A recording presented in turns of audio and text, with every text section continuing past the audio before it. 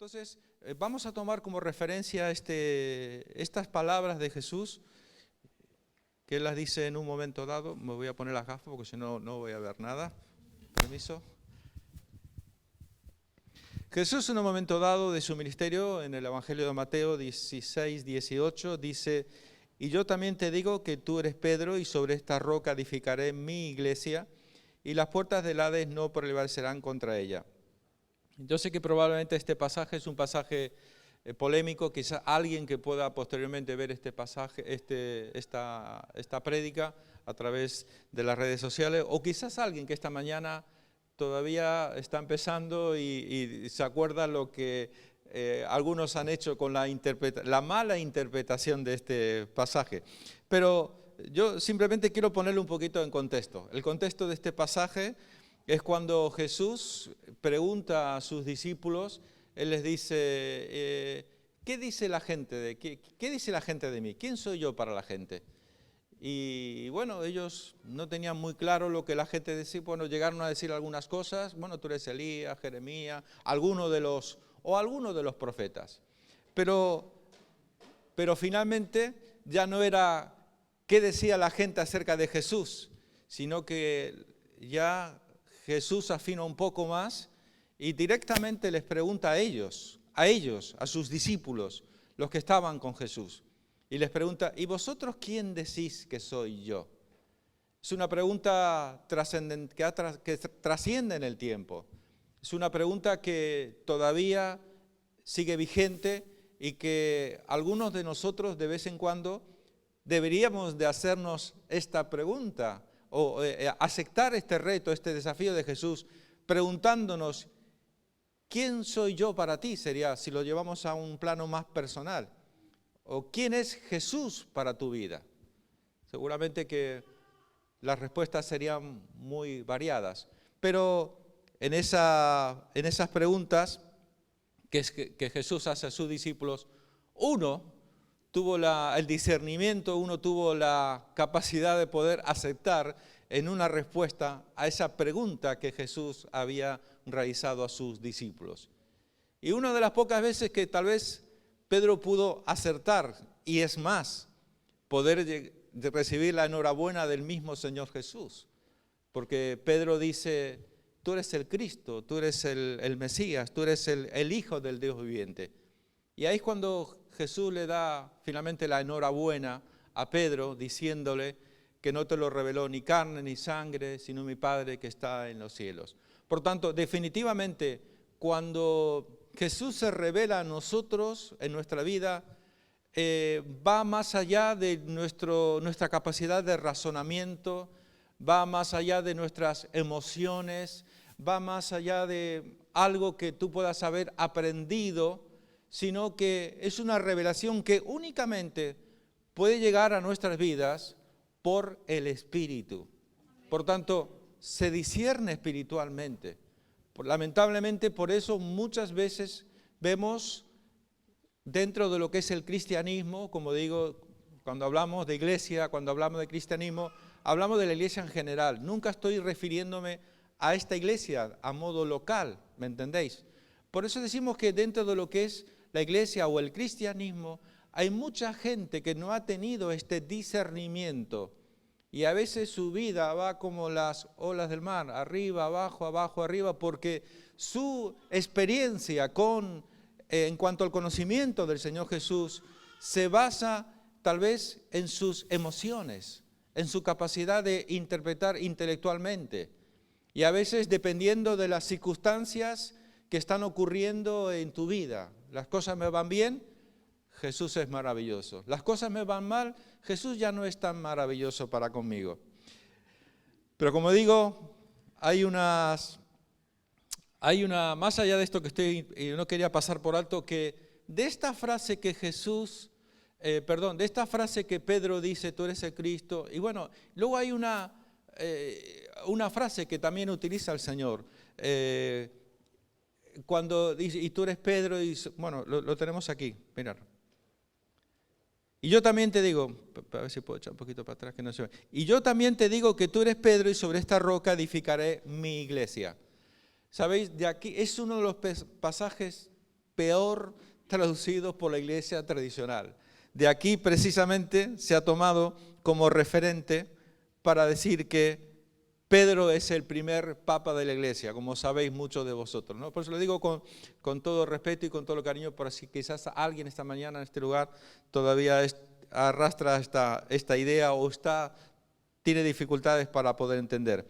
A lo que Jesús se refiere no es tanto a Pedro, porque cuando Él dice sobre esta roca, la roca significa esta revelación que tú has tenido, sobre este fundamento, que Cristo es el Hijo de Dios, que Cristo es el Mesías, sobre esta revelación que Cristo es el Señor, sobre este fundamento es cuando Jesús dice, yo voy a edificar mi iglesia. Por tanto, el fundamento inconmovible que nunca va a cambiar es que Jesús es el Señor de nuestras vidas, Jesús es el Señor de nuestra iglesia. Y hoy vamos a hablar, mirad, yo quiero referirme solamente voy a tomar esta frase, nada más, acerca del tema que quiero tratar con vosotros, donde Jesús dice, yo edificaré mi iglesia. Y lo voy a dividir en 3 partes, si me lo permitís, espero que el tiempo me acompañe. Esto lo toco y sale volando, ay Dios mío, ahí está. Lo voy a dividir en 3 partes, voy a hablar de origen, diseño y propósito de la iglesia, ¿vale? Así que vamos a ir con el primero, donde, por ejemplo, Pablo toma estas palabras de Jesús y él dice, por ejemplo, en Efesios 4, 11, 12, y él mismo constituyó a unos apóstoles, a otros profetas, a otros evangelistas, a otros pastores y maestros, a fin de perfeccionar a los santos para la obra del ministerio, para la edificación del cuerpo de Cristo.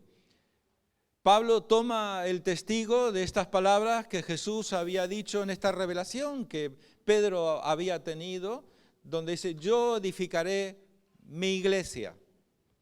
Y Pablo toma el testigo y él dice que la iglesia ha sido provista con todos los recursos necesarios para poder, y el fin de esos recursos es la edificación, el perfeccionamiento de los santos, la edificación del cuerpo de Cristo. Está hablando de construir una iglesia.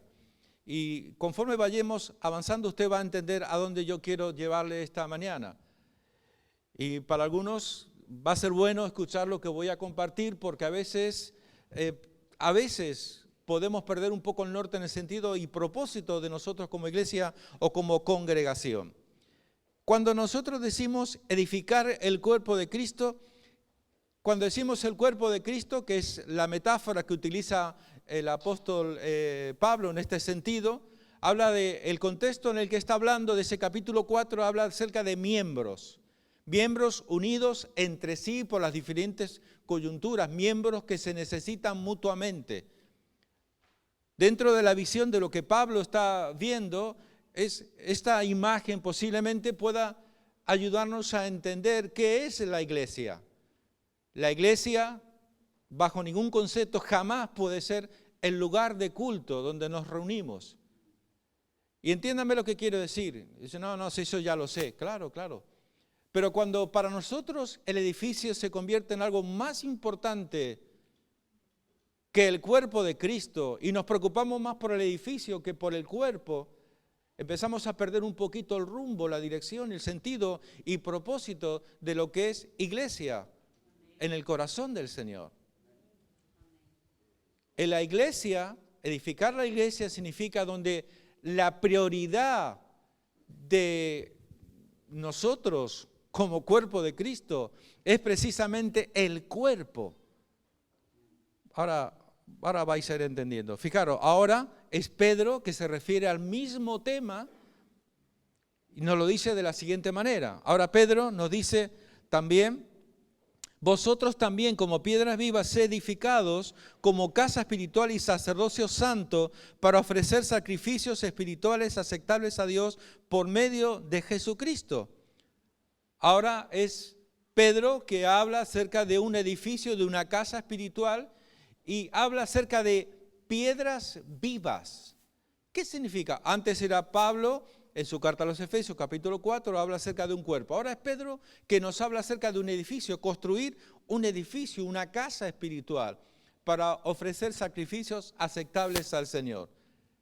En un edificio, cuando tú vas a construir un edificio, tú necesitas un proyecto, necesitas unos recursos, unos materiales, necesitas una mano de obra que va a construir ese edificio. Y todo el que conoce un poco de construcción, sabes que lo primero que se hace es buscar un lugar donde se van a poner los fundamentos, donde se van a poner los cimientos. Tan grande tú quieras construir el edificio, tan profundo han de ser los cimientos, los fundamentos de ese edificio. Ahora bien, fijaros de la forma, así puedo volver atrás, sí, dice, sed edificados como casa espiritual. Ahora bien, luego vienen los materiales para poder construir ese edificio. Los materiales, esas piedras vivas, somos cada uno de nosotros. Es permitir que el Señor, a través del ministerio de nuestra iglesia, pueda servirse en un sentido de nosotros, utilizarnos para colocarnos en una parte del cuerpo de Cristo. Por eso dijimos hoy, Pablo nos hablaba de cuerpo. No todos pueden ser pie, no todos pueden ser mano, o sea, cada uno tiene que ocupar el lugar. ¿Qué queremos decir? Que es súper importante saber nuestro lugar en el cuerpo de Cristo. Saber cuál es el ministerio, el don, la capacidad o la habilidad. ¿Qué es lo que Dios ha depositado en tu vida y que Él ha de utilizar para servirse de nosotros? Ahora bien, nosotros podemos entregarnos voluntariamente y el Señor nos va a utilizar. O nosotros podemos sencillamente no disponernos y el Señor no va a poder contar con nosotros. Por eso decíamos un edificio, construir un edificio. Mirar, más allá de esto también, por otra parte, es una imagen que quiero hablar un poco acerca de la historia o el origen de la iglesia del Señor en los primeros tiempos. Vosotros sabéis que hay una primera etapa de la iglesia que fueron unos 300 años hasta que finalmente el cristianismo se oficializa y se declara cristianismo única religión oficial. Y de ser perseguidos por ser cristianos, ahora los cristianos perseguían a los que no eran cristianos. Muy interesante. Ahora bien, fijaros, que no quiero que se me pase por alto algo muy importante. ¿Sabéis? Jesús escogió a 12, solo a 12 nada más. Y dedicó 3 años de su vida, de su ministerio, para enseñar, para formar, para capacitar, para darles ejemplo a unos 12 hombres. Esos 12 hombres fueron los que luego llevaron el mensaje de las buenas nuevas por todo el mundo. Y en solamente 300 años, finalmente ya con Constantino el Grande se convierte y se hace oficial la religión cristiana. Solo costó 300 años nada más. Y a partir de ahí en adelante, ahora bien, la pregunta sería, ¿y cómo fueron esos 300 años de cristianismo, donde la iglesia era perseguida, donde la iglesia, lo normal es que se reunían en las catacumbas? ¿Habéis oído, alguien que ha ido a Roma alguna vez de turismo? Es inevitable que te lleven a las famosas catacumbas. Son unas sepulturas que están debajo de la ciudad de Roma, donde la iglesia primitiva se tenía que reunir, porque ser cristiano en aquellos días te costaba la vida. Ellos tenían que ocultarse para poder ocultarse para salvar sus vidas, porque predicar el evangelio te costaba la vida. Te podían llevar al circo de los romanos, al circo romano, donde te comían los leones, donde te prendían fuego y todo ese tipo de cosas. Fue un tiempo, vamos a decir, difícil, pero al mismo tiempo fue un tiempo de expansión, un tiempo glorioso, que en medio del sufrimiento la iglesia no dejó de extenderse. Pero ¿qué pasó durante todo este tiempo? Desde el siglo III en adelante, ¿qué es lo que va a ocurrir? La iglesia va a centrar sus fuerzas, sus objetivos, porque a partir del siglo III, todo los edificios donde se practicaban otro tipo de culto, se le entregó a la iglesia. Se oficializa el cristianismo y a los pastores que tenían llamado en aquel tiempo, el gobierno les pagaba un sueldo. Y empezaron a centrarse ya no tanto en las personas, sino se empezaron a centrar en los edificios. Y quizás el clímax máximo de expresión de ese culto al edificio es lo que nosotros conocemos como el Vaticano, donde es una ciudad literalmente. Y bueno, ¿qué tendrá eso que ver con nosotros? Nosotros somos evangélicos, nosotros somos protestantes, somos la iglesia de la Reforma, pero es que no solamente esto llegó a la iglesia tradicional, sino que además la iglesia reformada a partir del siglo XV, XVI, XVII y XVIII también se volcó a construir edificios, donde lo más importante era el edificio que las personas. Y esto es algo que quiero hacer muchísimo énfasis. Mirad, un ejemplo quizás un poco más contemporáneo. El año 47 aproximadamente, en China había unos 47.000, año 47 había aproximadamente 50.000 cristianos nada más, solo 50.000. Algunos misioneros que fueron a China, había 50.000 cristianos, nada más. ¿Sabéis cuántos cristianos hay en China actualmente? No hay una cifra exacta, es algo aproximado. Entre 130 y 150 millones de cristianos. Pero ¿sabéis cuál es la paradoja? No construyeron ni una sola iglesia. Ni una sola iglesia, porque ahí está prohibido, hasta hace poco por lo menos estaba prohibido ser cristiano. Por tanto, no era necesario, el énfasis no estaba tanto en lo que es el edificio. Bueno, ¿y nosotros, en el mundo libre, en el mundo occidental, qué pasaría con nosotros? Hoy en Sudamérica o Centroamérica está el fenómeno de los megatemplos. Templos de 50.000, 30.000, 15.000, 5.000 miembros, donde el énfasis es una forma de decir, tanta gente tengo, tan grande es mi iglesia, es igual a éxito. Pero, ¿sabéis? Se produce una paradoja. A pesar de tener iglesias grandes, con iglesias de 30.000, 50.000 o 15.000, ahí 5.000 miembros es nada. En muchos países en Centroamérica y Sudamérica. Pero la cuestión es, países como tal vez como Honduras, donde se habla que el 50-60% son cristianos. Pero la pregunta sería, bueno, ¿y esto cómo afecta a la ciudad? ¿Cómo afecta a la nación? Y resulta que los índices de delincuencia no han disminuido.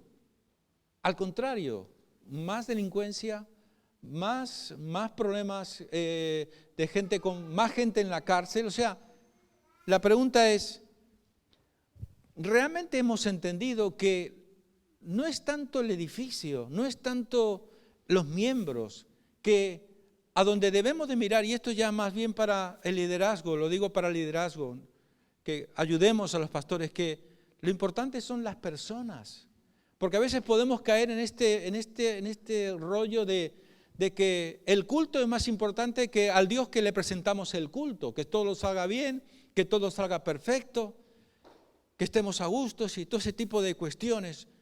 No es tanto el culto, porque podemos llegar a adorar el culto más que al Dios del culto. Lo importante son las personas. Tu vida tiene valor a los ojos del Señor. Por tanto, para nosotros, los que decimos ser parte del liderazgo de la iglesia, para nosotros no es tanto el edificio, no es la cantidad, no son los números. Lo importante son las personas. Lo importante eres tú. Dios quiere hacer algo especial en tu vida y a través de tu vida. Y Él quiere contar con cada uno de nosotros. Él tiene llamados, tiene propósitos. Él quiere que tú ocupes ese lugar importante en el cuerpo de Cristo. ¿Sabéis cuando en un cuerpo falta un miembro, el cuerpo no está completo? Por tanto, yo siempre digo que no somos imprescindibles, somos necesarios, pero no somos imprescindibles. La segunda parte de esto que quiero compartir con vosotros, quiero tomar la segunda palabra. Primero hablaba, yo edificaré, hemos hablado acerca de edificar. La segunda palabra que aparece es la palabra iglesia.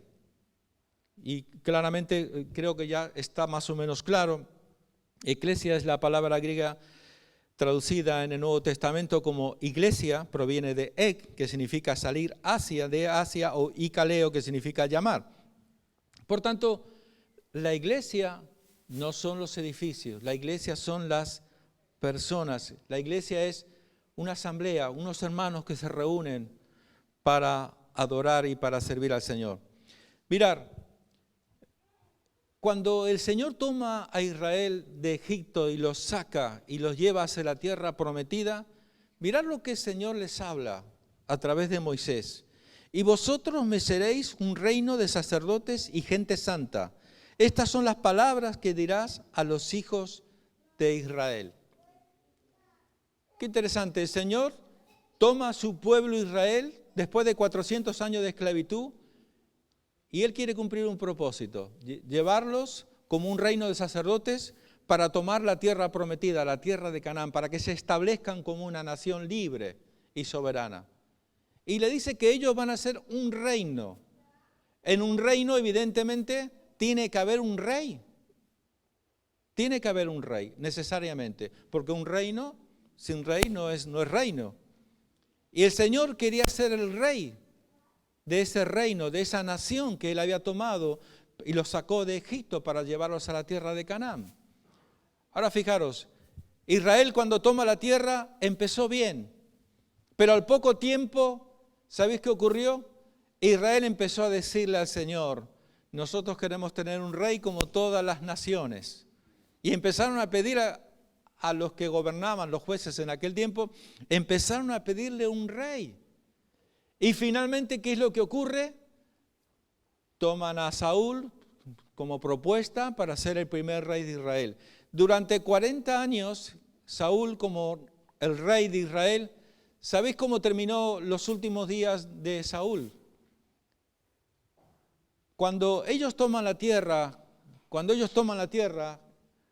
el pueblo de Israel, ellos llegaron con espada, llegaron con ejército, pueblo de conquista, de avance. Un pueblo guerrero que tenía espada en sus manos. ¿Os acordáis? Aquel que se le pegó la espada en la mano de tanto, no sé cuántas horas estuvo ahí, mató a no sé cuántos. ¿Sabéis cómo fueron los últimos días del reinado de Saúl? Ellos dejaron las espadas y ahora lo que tenían eran sadas y herramientas para cultivar la tierra. Se acomodaron, se relajaron, se establecieron como nación, a tal punto que ellos tenían que ir a los filisteos para que les afilaran las herramientas para poder labrar la tierra. ¿Sabes cuánto duró eso? Ahí empezó los días más tristes y más oscuros en la nación de Israel. Ellos perdieron de vista, se acomodaron en el lugar. Por tanto, siempre decimos que lo peor que puede pasar en la vida de un cristiano, que quizás ha comenzado bien, como la gran mayoría, todos hemos empezado muy bien nuestra vida cristiana. Pero hay dos maneras de terminar nuestra vida cristiana. Están los que a veces sencillamente se acostumbran a un sistema religioso, eclesiástico, donde voy a las reuniones de vez en cuando, escucho la palabra, alabo al Señor, y después, si te he visto, no me acuerdo. Y esto se puede convertir en una simple rutina. Vuelves a tus actividades, a tus compromisos. Pero está el otro que dice, yo no me conformo con esto. Yo quiero más. Yo quiero más de Dios. Yo quiero poner mi vida en las manos del Señor y que el Señor utilice mi vida para su gloria. Yo quiero que el Señor tome mi vida y que se sirva y que utilice lo que Él me ha dado. Porque mire, algo muy importante que solemos decir muchas veces. Dios no me va a pedir cuenta a mí de aquello que no me ha dado. Porque este es otro problema que a veces hemos detectado en la iglesia. En la iglesia están los que siempre están mirando lo que tienen los demás. Qué bonito el ministerio que el Señor le ha dado al otro, aquel o cual, cómo el Señor lo usa, cómo me gustaría a mí. Pero eso se lo ha dado a otro. Lo que tú tienes que mirar es qué es lo que Dios te ha dado a ti. Porque de eso sí, no tengas ninguna duda, que el Señor te va a pedir cuentas a ti de aquello que Él sí te ha dado a ti. De lo que le ha dado al otro hermano, eso ya tendrá que rendir cuentas Él. Pero de lo que te ha dado a ti, eso sí que es tu responsabilidad. Y vosotros sabéis perfectamente que, Señor, un día cuando tengamos que rendir cuentas, no para salvación, sino que para nuestra vergüenza en todo caso, nosotros sabemos de presentarnos delante del Señor o con las manos vacías o con el resultado de aquello que Dios ha depositado, como aquella famosa parábola de los talentos que todos conocéis perfectamente. Mirad, ahora voy a meter un poco el dedo en la llaga, tal vez. Fijaros, Efesios 5:16 nos dice, aprovechando bien el tiempo, porque los días son malos. Mirad, uno de los enemigos que el cristianismo tiene que enfrentar estos días y con lo que más todos tenemos que luchar es con el factor tiempo. Porque hay un sistema establecido en el que estamos todos, que lo que procura todo el tiempo es robarnos el tiempo. Por tanto, nosotros tenemos que ser buenos mayordomos de cómo administramos nuestro tiempo. Porque el tiempo se nos va mirando las fotitos en el Facebook, mirando los WhatsApp, mirando el YouTube, mirando el no sé qué, mirando no sé cuánto, y al final el tiempo se nos va y no estamos aprovechando el tiempo.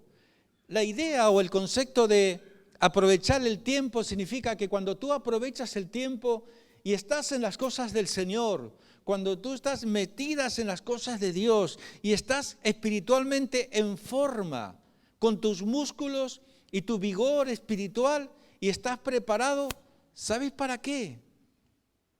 Porque no es solamente aprovechar el tiempo por aprovecharlo, no, todo tiene un propósito, ¿sabéis cuál es? Yo siempre digo que nosotros, los cristianos, los que amamos al Señor, los que vamos en serio con las cosas de Dios, estamos pendientes yo diría la palabra, de cazar los kairos de Dios. Porque una cosa es el tiempo cronos, el tiempo que pasa. Pero de vez en cuando Dios presenta delante de nosotros ocasiones donde Él quiere utilizar nuestras vidas. Y sabéis, por causa de no estar preparados muchas veces para momentos que Él pone delante de nosotros, ¿qué es lo que ocurre? Perdemos a veces momentos en los que Él sencillamente quiere servirnos, quiere servirse a través de nuestras vidas. ¿Sabéis? Este ejemplo de personas que están en una competición son personas que llevan mucho tiempo preparándose,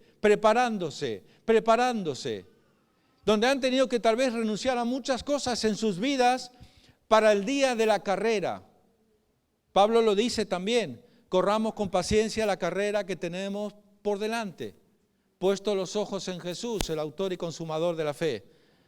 Todos somos invitados a una carrera, la carrera de la vida de la fe, a la carrera de la fe. Pero muchas veces no estamos preparados porque sencillamente no hemos aprovechado ese tiempo para ejercitar nuestros músculos espirituales. ¿Qué significa esto? Significa que si tú haces un balance en tu vida de cómo estás administrando tu tiempo, el balance sería decir, ¿cuánto de mi tiempo, cuánto de mis horas, cuánto de mis semanas, mis meses, mis años, cuánto estoy aprovechando para invertir en el reino de Dios? Cuando las cuentas salen pésimas en el sentido de que lo mínimo es lo que le estoy dando al Señor, cuando las cuentas salen de que no estoy invirtiendo en las cosas de Dios, es cuando debería de preocuparme un poquito tal vez. Y para ir terminando la tercera parte de esta propuesta de yo edificaré mi iglesia, quiero terminar hablando acerca de propósito. Bueno, todo esto es ¿para qué? ¿Para qué es todo esto? Jesús, en una ocasión, dirigiéndose a sus discípulos, fijaros, intentando conectar con lo que habíamos dicho en el libro de Éxodo, donde el Señor le dijo, voy a sacarlos de Egipto y vosotros me seréis un reino de sacerdotes y de gente santa. A ver si vuelvo para atrás, perdón.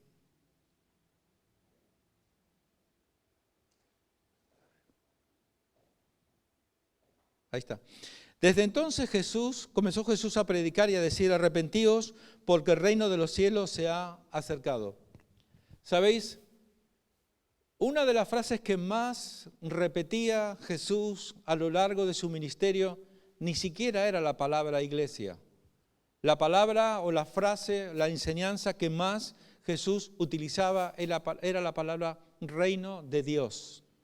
Y utilizó un montón de metáforas, de enseñanzas o de parábolas para enseñar acerca del reino de Dios. La pregunta es, ¿y por qué no hablaba de iglesia, pero sí hablaba del reino de Dios? Nosotros podemos hacer la siguiente reflexión. Es una pregunta que nos confronta. Nosotros hablamos más de iglesia que de reino de Dios. En un reino, lo que hay es un rey, que es el Señor sobre todo, que lo llena todo, en todo y a todos. Jesús es el rey de nuestras vidas, Jesús es el Señor. ¿Sabéis que hay una diferencia cuando llegamos al Nuevo Testamento? Ya no se habla de rey. ¿Sabéis por qué? Porque en la época del Antiguo Testamento lo que habían eran reinos que tenían reyes. Pero cuando llega el Imperio Romano, ¿qué es lo que ocurre? Que ellos tenían todas las naciones, tenían todos los reinos. Entonces utilizan la palabra César, o utilizan la palabra Señor, mejor dicho, que es el Kyrios, el que manda, y yo no solamente únicamente puedo obedecer. Pero fijaros, Jesús habla del reino. Dice, porque el reino de los cielos se ha acercado. Es más, cuando él utiliza la enseñanza de la oración, ¿qué fue lo que dijo? Hágase tu voluntad así en la tierra como en el cielo. Venga a nosotros tu reino. Habla de reino, habla de gobierno, de establecer su reino, su gobierno. Hablar de esto en estos días es un poco complicado, ¿verdad? En un mundo de indiferencia donde cada uno va a sus prioridades y todo esto, pero Dios estableció que Él es el Rey, Él es el Señor, y que este es su reino, y nosotros estamos en su reino. Es más, antes de Jesús, el que hablaba de reino, ¿sabes quién era? Juan el Bautista. Arrepentidos porque el reino de los cielos también hablaba acerca de arrepentimiento. ¿Sabéis de qué hablaban los primeros discípulos? Porque es imposible hablar de entrar al reino de Dios si no hay previamente, ¿qué cosa? Arrepentimiento. Hoy un hermano tocó el tema, casi me deja sin mensaje. Arrepentimiento. Es imposible. O sea, hoy escuchar la palabra arrepentimiento en una predicación, hoy hablar, enseñar acerca del arrepentimiento, posiblemente la iglesia se nos quede vacía. ¿A quién le gusta que le digan que eres un pecador y que necesitas arrepentirte? Y la iglesia tiene que necesariamente volver a este mensaje de arrepentimiento, porque sin arrepentimiento no hay perdón de pecados. Y si no hay perdón de pecados, ¿qué es lo que ocurre? Cuando pecamos, cuando desobedecemos, ¿qué es lo que ocurre? Desconectamos de Dios. Dios ama al pecador, pero aborrece el pecado. Si no predicamos de arrepentimiento en el siglo XXI, ¿qué es lo que está pasando lamentablemente? ¿Qué es lo que vamos a tener? Iglesias llenas de personas muy emocionadas con su cristianismo, iglesias muy convencidas, iglesias que tienen personas que están agradecidas porque tal vez el Señor ha hecho un milagro extraordinario en tu vida. Cada uno de nosotros tenemos algún motivo tal vez que nos trae semana a semana, vez tras vez, a las reuniones que nosotros llamamos el culto para el Señor. Pero realmente el énfasis tiene que estar saber que un día éramos pecadores, que antes el diablo se enseñoreaba de nuestras vidas, hacía con nosotros lo que quería. Éramos buenos instrumentos en las manos del enemigo. Pero hoy el Señor estando en los caminos del Señor, estando en el reino de Dios, Jesús es el Señor. A ver si esto va a su bola. Fijaros, una de las exhortaciones de Jesús a su pueblo, muchas veces, a la multitud, era que a las personas les costaba poder entender el mensaje. Y llamando así a la multitud les dijo, oíd y entended. Hermanos, esto es una exhortación. No se trata, porque usted puede estar esta mañana aquí sentado en este lugar, o cada vez que hacemos una reunión para el Señor, usted puede estar aquí sentado. Usted puede estar aparentemente escuchando el mensaje. Oír no significa nada. Donde se produce un beneficio en nuestras vidas, ¿sabéis cuándo es? Cuando nosotros entendemos el mensaje. Cuando nosotros recibimos y entendemos el mensaje. Mirad, hay una oración del apóstol Pablo, con el que quisiera ir terminando, que dice en Efesios 1, 16, 18, Pablo está haciendo una oración al Padre por la iglesia de los Éfesos. No ceso de dar gracias por vosotros, haciendo memoria de vosotros en mis oraciones, para que el Dios de nuestro Señor Jesucristo, el Padre de gloria, os dé espíritu de sabiduría y de revelación en el conocimiento de Él. Y aquí viene una frase que me encanta, alumbrando los ojos de vuestro entendimiento, para que sepáis cuál es la esperanza a que Él os ha llamado y cuál es la riqueza de la gloria de su herencia en los santos. En otras palabras, la oración de Pablo es que los hermanos de Éfeso, de la ciudad de Éfeso, Dios alumbre su entendimiento. Yo creo que esta oración sigue vigente en este tiempo, porque muchas veces, como decía hace un momento, nosotros podemos estar escuchando, pero escuchar, oír, en el sentido que aquí se está intentando plasmar o explicar, va más allá simplemente del intelecto. Aquí está hablando de revelación, por eso dice, Dios alumbre los ojos de vuestro entendimiento. ¿Es que el entendimiento tiene ojos? Sí, tiene ojos. Y Dios necesita que nosotros abramos nuestros ojos espirituales. Ahora bien, si yo tengo una vida donde solamente estoy enfocado en lo natural, si yo tengo una vida cristiana de posiblemente apariencia cristiana, pero mi corazón, mis propósitos, mis planes, solamente están enfocados en lo natural, difícilmente voy a poder entender los misterios de Dios, las verdades de Dios, los principios de Dios, los mandamientos de Dios. Y yo creo que en este tiempo el Señor está muy interesado y me atrevería a decir que estaría el Señor hasta preocupado de cuántos de nosotros tenemos nuestros ojos del entendimiento cerrados. No, porque ya no es cuestión de echar culpas a nadie. Tener los ojos del entendimiento cerrados significa que nosotros no queremos abrirlos. Y hemos decidido permanecer con nuestros ojos espirituales, nuestros ojos del entendimiento cerrados. Mirad, para terminar. Fijaros cómo el Señor nos exhorta también una vez más, Pablo hablando a la iglesia de los romanos. Y voy a poner una versión que tal vez pueda ser un poco novedosa, tal vez para algunos de vosotros, que es la Nueva Traducción Viviente. Me gusta cómo lo explica. Dice, no imiten las conductas ni las costumbres de este mundo. Más bien dejen que Dios los transforme en personas nuevas al cambiarles la manera de pensar. Entonces aprenderán a conocer la voluntad de Dios para ustedes, la cual es buena, agradable y perfecta.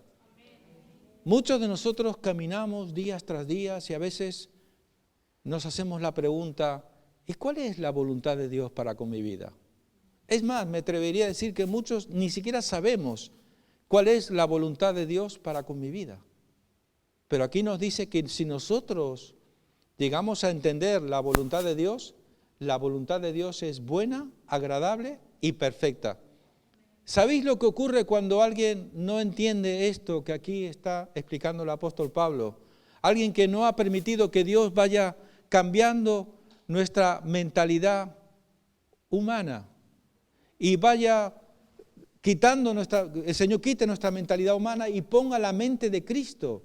La mente de Cristo, ¿qué pensáis que significa la mente de Cristo? La mente de Cristo significa pensar, tener una mente consagrada donde nosotros pensamos o meditamos en las cosas de Dios. ¿Y cómo puede un cristiano meditar? Esto no es entrar en trance ni nada de esto. Esto es pasar tiempo con la palabra del Señor. Estar atentos a cada uno de los mensajes que se comparte desde aquí. A veces es muy fácil, a veces cuando uno lo tiene todo tan servido, a veces no valorar las cosas que tenemos. Detrás de cada mensaje, detrás de cada estudio, de cada discipulado que hay, siempre hay un tiempo de preparación. Uno ora, prepara, medita en el Señor y uno viene y pone el alimento, pone la comida para que nosotros recibamos el alimento, la palabra del Señor. Y todo eso va edificando nuestra vida, va edificando el cuerpo. Todo eso va construyendo ese edificio, esa casa espiritual. Pero, volviendo un poco a la idea, la voluntad de Dios es buena, es agradable y perfecta. Y Dios quiere cambiar nuestra mentalidad. Y en este tiempo me atrevería a decir que Dios está muy preocupado en cuántas cosas que no tienen nada que ver con las cosas de Dios y nuestra mente está enfocada en ese sentido. No es nada nuevo decir que ya el Señor Jesús, sabiendo todo esto, nos dijo que era más importante buscar las cosas de Dios, buscar las cosas del reino de Dios, porque entonces las demás cosas van a ser añadidas. Pero a veces, fijaros qué reflexión podemos hacer, es un autoanálisis para cada uno de nosotros. ¿En qué estás enfocado tú en tu vida? ¿Estás preocupado en las cosas que este mundo camina desesperadamente como loco para conseguir? ¿O estás enfocado en las cosas de Dios? Cuando nos enfocamos en las cosas de Dios, cuando buscamos el reino de Dios, entonces Dios va a cambiar nuestra mente. Y entonces vamos a poder comprender cuál es la voluntad de Dios, la cual es buena, agradable y perfecta. Porque ¿sabéis cuál es el resultado de esto? El resultado es que nos vamos a parecer a ese pueblo de Israel que el Señor sacó, ese pueblo que el Señor sacó, que llevó de Egipto hacia la tierra prometida. Y muchos se quedaron dando vueltas en el desierto. Y lo más valioso que Dios ha depositado en tu vida, ¿sabéis qué es? ¿Sabes qué es? Es el tiempo. El tiempo que tenemos que aprovechar. El tiempo que a veces cuando somos jóvenes pensamos, no, si ya hay mucho tiempo, el tiempo se pasa. Cuando vienes a ver, estás con los 30, estás con los 40, estás con los 50, estás con los 60. Y cuando vienes a ver, ya se te fue, ya no hay nada que hacer. El tiempo no perdona. Por tanto, debemos de aprovechar bien el tiempo.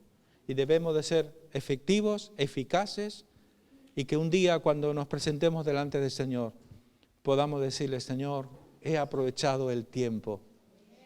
He aprovechado el tiempo lo mejor que he podido, lo mejor que he sabido, y he buscado tu reino para que tú seas el Señor de mi vida. Te invito a que te pongas de pie, vamos a orar un momento al Señor.